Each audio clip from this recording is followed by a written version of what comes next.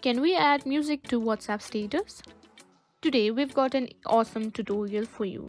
Can we add music to our WhatsApp status? Whether you're looking to share your favorite song or just add a cool vibe to your status, this step-by-step guide will show you exactly how to do it, so let's get started. First things first, open your WhatsApp app, then tap on the Dates tab at the bottom left corner of the screen. This is where all your status updates will show. Next, to add a new status, just tap on the camera icon in the top right, or you can simply tap on add status button as well to open. Now once you've tapped on that, you'll see your media displayed. You can choose the photo that you want to add and simply tap on send to simply create your story. But this does not allow you to add music. Let's try another option. Simply tap on plus icon. From there, go to camera. Here you can simply find media option.